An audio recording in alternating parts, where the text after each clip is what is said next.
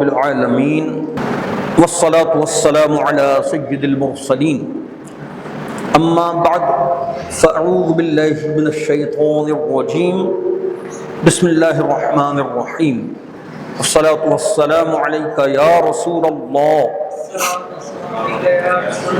وعلى آلك وصحابك يا حبيب الله الصلاة والسلام عليك يا نبي الله وعلى آلك وصحابك يا نور الله نويت سنة الاعتكاف. سرکار دو عالم صلی اللہ علیہ وسلم کی خدمت میں ایک شخص حاضر ہوتا ہے، عرض کرتا ہے بے روزگاری ہے، گھر کے اخراجات پورے نہیں ہوتے، پریشانی ہے کہ بڑھتی چلی جاتی ہے، تو آپ کوئی وظیفہ ارشاد فرما دیں. سرکار دو عالم صلی اللہ علیہ وسلم نے ارشاد فرمایا کہ جب گھر میں جائے تو پہلے گھر والوں کو سلام کر، یعنی السلام علیکم ورحمۃ اللہ وبرکاتہ یہ کہہ لیا جائے. پھر ارشاد فرمایا کہ ایک مرتبہ میری ذات پر درود شریف پڑھ، صلی اللہ علی محمد پڑھ لیں، الصلاۃ والسلام علیک یا رسول اللہ پڑھ لیں، یا کوئی درود پڑھ لیں. پھر ارشاد فرمایا ایک مرتبہ سورہ اخلاص کی تلاوت کر لیا کر، تیری تنگ دستی دور ہو جائے گی. سورہ اخلاص یعنی قل هو اللہ احد اللہ الصمد، پوری سورت. یہ شخص وظیفہ پوچھ کر گھر گئے، عمل کرتے رہے. راوی فرماتے ہیں کہ پہلے تو غریب تھے، پریشان تھے، اس وظیفے پر عمل کرنے کے صدقے اللہ نے اتنا رزق عطا فرمایا کہ جھولیاں بھر بھر پڑوسیوں اور رشتہ داروں کی مدد کرنے لگے. تو یہ حضور سید دو عالم صلی اللہ علیہ وسلم کے وظیفے کا اثر ہے. آج بھی لوگ پریشان ہوتے ہیں، بے روزگار ہیں، بڑے پریشان ہیں، تو میں تو صحیح بات ہے انہیں پہلے کہتا ہوں کہ 5 وقت کی نماز پڑھتے ہو؟ ٹائم نہیں ملتا جی، مصروف ہوتے ہیں، کاروبار میں فرصت نہیں ہے. تو ایک شخص کسی بزرگ کے پاس آتا ہے، کہتا ہے کہ حضرت بڑا پریشان ہوں، اللہ سے دعا مانگتا ہوں مولا پریشانی دور کر دے، بے روزگاری دور کر دے. مگر بے روزگاری ہے کہ دور ہونے کی بجائے بڑھتی چلی جاتی ہے، کاروبار ہی نہیں ہے. تو پتہ نہیں کیا بات ہے، کیا خطا ہو گئی ہے، اللہ میری بات نہیں مانتا. تو ان بزرگوں نے پوچھا نماز پڑھتے ہو، اللہ کی اطاعت کرتے ہو؟ تو حضرت بس جتنی ہمت ہوتی ہے کرتے ہیں، ٹائم نہیں ملتا.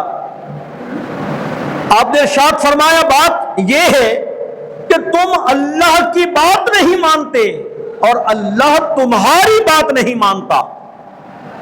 لیکن ہم دعا کرتے ہیں، حالانکہ قرآن مجید میں رب کیا فرماتا ہے؟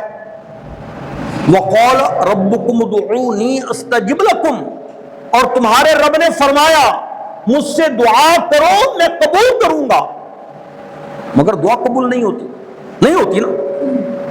یا اللہ ریڑی لگائی ہوئی ہے، دکان دے دے، ساری زندگی گزر جاتی ہے، ریڑی پر ہی کام چلتا رہتا ہے، دکان نہیں ملتی. تو یہ غور کرنے والی باتیں ہیں پیارے اسلامی بھائیوں. نماز ہم نہیں پڑھتے، اللہ کی اطاعت ہم نہیں کرتے، رسول اللہ صلی اللہ علیہ وسلم کی اطاعت ہم نہیں کرتے، گناہوں میں ہم پڑے ہوئے ہیں، بد نگاہی ہم کرتے ہیں، تاک جھانک چھیڑا چھاڑی ہم کرتے ہیں، چوری چکاری ہم کرتے ہیں، موقع مل جائے تو کسی کا مال نہیں چھوڑتے، مال دبا لیتے ہیں. پھر دعا میں برکت کیسی ہوگی؟ اللہ تعالیٰ کیسے دعا قبول کرے گا؟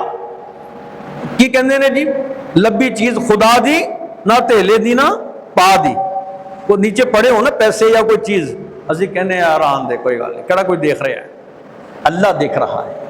اللہ دیکھتا ہے نا.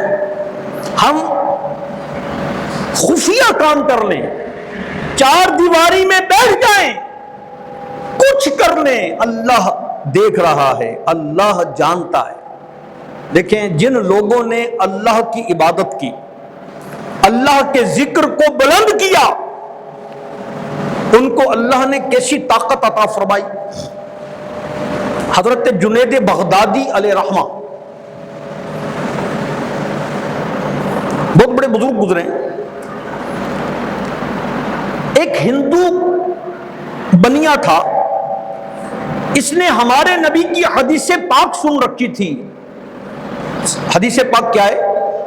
مومن کی فراست سے ڈرو کہ یہ اللہ کے نور سے دیکھتا ہے، یہ حدیث پاک ہے۔ تو اس نے کہا اچھا، ہندو نے کہا اچھا اگر یہ حدیث پاک ہے تو جو مومن اللہ کے نور سے دیکھتا ہو وہ تو صرف ظاہر نہیں باطن کو بھی دیکھ لے گا، اس سے تو اللہ تعالی ظاہری باطنی علم عطا فرما دے گا۔ اس نے بھیس بدلا، سر پر امامہ باندھا، حلیہ مسلمانوں والا بنایا، کپڑے پہنے، اور کئی لوگوں کے پاس گیا، کئی علماء کے پاس گیا، اس حدیث پاک کا مطلب سمجھاؤ، اس حدیث پاک کا کیا مطلب ہے؟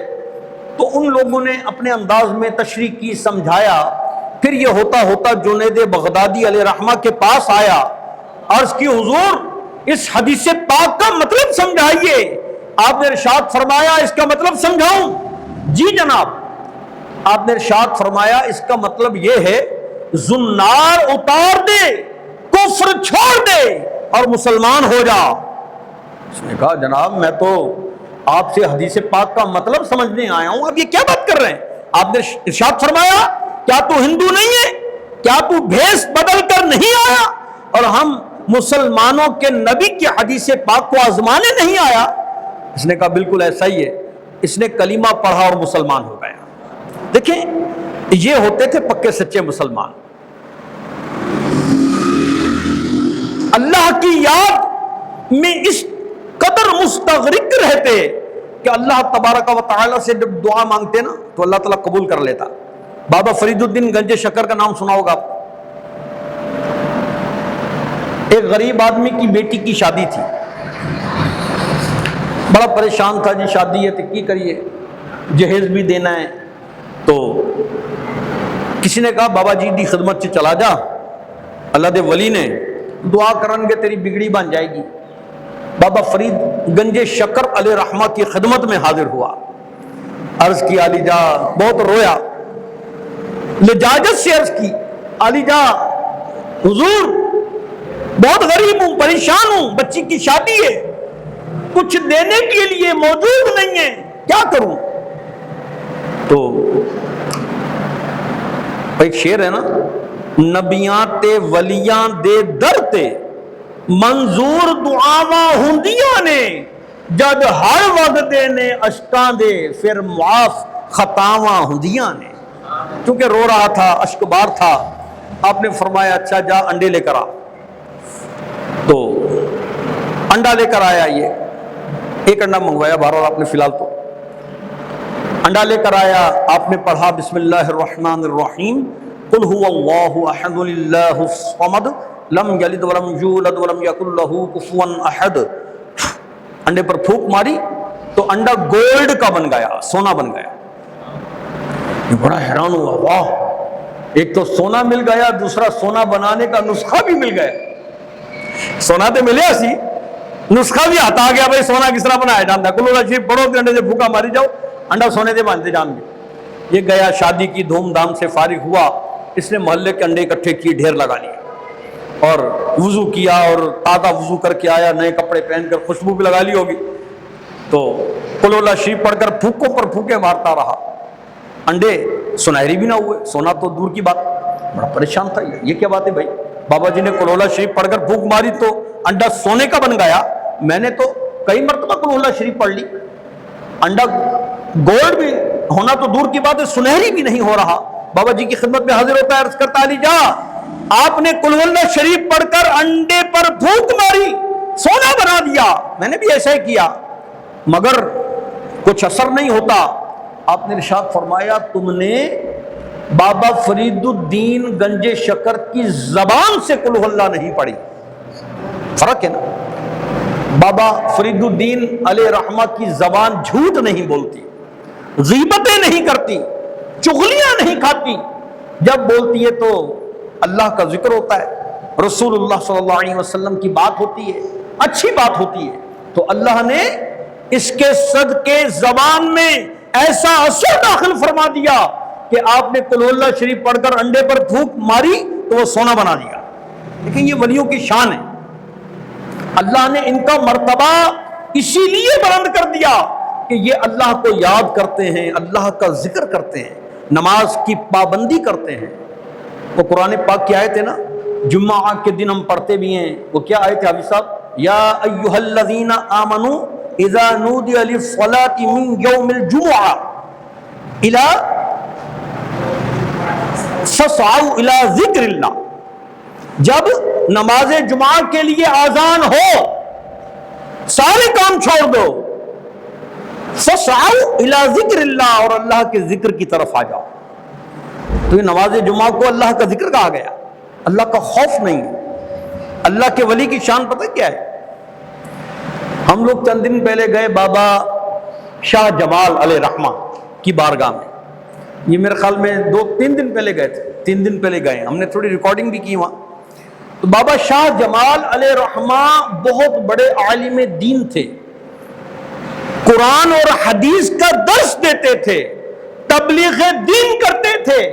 آپ نے مسجد بنائی، آپ نے مدرسہ بنایا، آپ نے قرآن پڑھایا، آپ نے لوگوں کو نیکی کی دعوت دی، لوگوں کو نمازی بنایا، لوگوں کو راہ دین پر چلایا، بلکہ ہندوؤں کو بھی اپنے اخلاق حسنہ سے اسلام میں داخل کیا۔ اللہ نے کیسا مرتبہ عطا فرمایا، ان کی کرامت ہے۔ ایک ہندو کافر ہے، آپ سے محبت کرتا تھا، حاضر ہوا، عالیجہ اولاد نہیں ہوتی، بڑا پریشان ہوں۔ آپ نے فرمایا ادھر آ، خربوزے پڑے ہوئے تھے، اٹھا کر 2 خربوزے دے دیے اور خود نماز پڑھنے چلے گئے۔ تو نماز پڑھنے کے بعد تشریف لائے، عرض کرتا ہے حضور یہ کیا، یہ خربوزوں کا کیا کروں؟ ارشاد فرمایا استعمال کرو، اللہ تمہیں 2 بیٹے دے گا۔ تو وہاں ان کی کرامت لکھی بھی ہے۔ تو بابا شاہ جمال علیہ رحمہ کے اخلاق حسنہ کی بدولت یہ پہلے ہی متاثر تھا، اس کو کنفرم ہو گیا کہ یہ نیک شخص ہے، اللہ کا ولی ہے، واقعی مجھے اللہ 2 بیٹے دے گا، اور اس کو اللہ نے 2 ہی بیٹے دیے۔ ایک کا نام اس نے فخر الدین رکھا اور بابا شاہ جمال کی خدمت میں پیش کر دیا۔ یہ ساری زندگی بابا شاہ جمال کی خدمت کرتا رہا، قرآن کا علم حاصل کیا۔ آج بھی بابا شاہ جمال کے احاطے میں فخر الدین کا مزار موجود ہے، چھوٹی سی قبر بنائی ہوئی ہے۔ تو یہ اللہ کے ولی کی شان ہے۔ اچھا، ان کی کرامت یہ بھی ہے کہ بادشاہ اکبر تھا نا، اس نے دین الہی ایجاد کیا تھا۔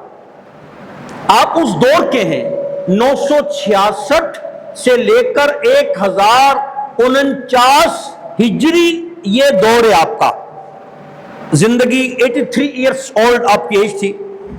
تو آپ نے دمدمہ بنانا تھا، یعنی مدرسہ سمجھ لیں، اس وقت کا نام تھا دمدمہ، یوز کرتے تھے دمدمہ، عبادت گاہ بنانی تھی، سمجھے، مدرسہ بنانا تھا، 7 منزلہ اس کا ارادہ کر رکھا تھا۔ تو بادشاہ اکبر کی بیٹی اس نے محل بنایا، اب مزدور نہیں ملتے، کام کے لیے مزدور آج بھی نہیں ملتے، ہم نے بھی باہر کام کروانا ہے، مزدور مستری ملتے نہیں ہیں، آج آئیں گے صبح آئیں گے، بڑی ٹینشن ہے۔ اس وقت بھی بڑی ٹینشن تھی، مگر آپ تو اللہ کے ولی تھے نا بھائی، ہم تو اللہ کے ولی نہیں ہیں۔ آپ نے مزدوروں سے فرمایا، جو محل بنا رہے تھے، بادشاہ کا محل تعمیر کر رہے تھے، انہیں فرمایا کہ آپ جب شام کو فری ہو مجھے تھوڑا سا ٹائم دے دیا کریں، دمدمہ بنائیں، میرا 7 منزلہ بنانا ہے، مزدوری آپ کو پوری دوں گا، تھوڑا سا ٹائم دے دیں۔ تو راوی فرماتے ہیں کہ مزدور مستری وہاں سے فارغ ہوتے، شام کو تھوڑا سا وقت دیتے، اللہ تبارک و تعالی نے اس تھوڑے وقت میں برکت عطا فرما دی۔ اور دمدمہ تعمیر ہو گیا. اور مزدوری پتہ کیسے دیتے؟ آپ دین کے کاموں میں لگے رہتے تھے. جب مزدور لینے آتے تو آپ مصلے پر عبادت کر رہے ہوتے, مصلے کا کونا اٹھاتے, نیچے سے پیسے نکال کر دے دیتے. یہ بھی آپ کی کرامت ہے. اچھا, پھر بادشاہ کی بیٹی نے اعتراض کیا کہ اتنا بڑا دمدمہ بنا لیا 7 منزلہ, یہ تو بدنگاہی ہوتی ہے, میرے محل میں نظر پڑتی ہے, یہ کام کیوں کیا آپ نے؟ بہت ٹینشن ہوئی. اور مگر آپ حسن اخلاق کے پیکر تھے. راوی فرماتے ہیں کہ آپ دمدمہ کی 7ویں منزل کی چھت پر پہنچے اور اللہ کا ذکر اس انداز میں کیا, وجدانی کیفیت طاری ہو گئی. کافی دیر تک آپ اللہ کا ذکر کرتے رہے. اللہ کا کرنا یہ ہوا جو آپ چاہتے تھے وہی ہوا. دمدمہ زمین کے اندر بیٹھنا شروع ہوا اور غرق ہوتے ہوتے 2 منزل تک رہ گیا, 5 منزل زمین کے اندر دھنس گئی. یہ آپ کی کرامت ہے. اور آج بھی آپ جائیں نا, یہ اچھرے میں آپ کا مزار ہے, بابا شاہ جمال علیہ رحمہ, تو سیڑھیاں چڑھ کر جانا پڑتا ہے, 2 منزل اوپر ان کا مزار بنا ہوا ہے. یہ اللہ کے ولیوں کی شان ہے. تو جن لوگوں نے اللہ کو راضی کیا, اللہ کے ذکر کو بلند کیا, ان لوگوں کو اللہ نے ایسی طاقت عطا فرمائی, یہ دعا کرتے ہیں اللہ تعالیٰ فوراً قبول کرتا ہے. اور ہم گناہ گار بندے, نہ نماز کی ہوش ہے, نہ گناہوں سے بچنے کی ہوش ہے, نہ اللہ اس کے رسول کی اطاعت کی ہوش ہے. ہماری دعائیں کیا قبول ہوں گی؟ دعا مانگتے مانگتے تھک جاتے ہیں. ایک جگہ ہم لوگ تبلیغ کے لیے گئے, نیکی کی دعوت کے لیے گئے. ایک بندہ مجھے ملا, کہنے لگا جناب آپ سے ایک سوال کرنا ہے. میں نے کہا کیا, بتائیں. کہتا جی پتہ نہیں کیا بات ہے, میں تو دعا کرتا رہتا ہوں, یا اللہ یہ مشکل حل ہو جائے, یہ مسئلہ حل ہو جائے, نماز بھی پڑھتا ہوں, اللہ تعالیٰ میری دعائیں قبول نہیں کرتا. ایسے لوگ بھی ہیں. اچھا, اس کے بارے میں آپ کو روایتوں کی روشنی میں عرض کروں کہ اللہ تبارک و تعالی دعا تو قبول کرتا ہی ہے. قرآن میں فرمایا وَقَالَ رَبُّكُمُ ادْعُونِي أَسْتَجِبْ لَكُمْ, اور تمہارے رب نے فرمایا مجھ سے دعا کرو میں قبول کروں گا. دعا تو قبول ہوتی ہی ہے, یہ کنفرم ہے. مگر اللہ تعالی جانتا ہے کہ اس کو میں نے یہ چیز کب دینی ہے. اب جیسے ایک بچہ ہے نا, چھوٹا 3 سال کا بچہ, وہ ہم سے اگر چاقو مانگے ہاتھ میں دیں گے؟ نہیں دیں گے نا. حالانکہ بچے سے بہت پیار ہے, بچے کی ہر بات مانتے ہیں, مگر بچہ کہتا ہے ابو یہ چھری یا چاقو مجھے دے دو. یا جس کے گھر میں لائسنس والا پستول ہے, ظاہر ہے کہ لائسنس والا پستول بعض لوگوں نے حفاظت کے لیے رکھا ہوتا ہے, اگر چھوٹا 2 سال 3 سال کا بچہ مانگے تو ہم ہاتھ میں نہیں دیں گے.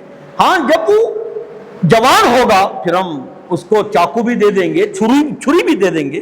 تو اسی طرح آج ہم رب سے دعا مانگتے ہیں, اے اللہ مجھے فلاں چیز دے دے. اللہ جانتا ہے کہ اس وقت وہ چیز اسے دینا بہتر نہیں ہے. کب بہتر ہے اس وقت اللہ عطا فرماتا ہے. اچھا, دوسری بات, اگر بالفرض نہیں بھی عطا کرتا تو علماء فرماتے ہیں اللہ تبارک و تعالی اس دعا کے عوض کچھ اور چیز عطا فرما دیتا ہے.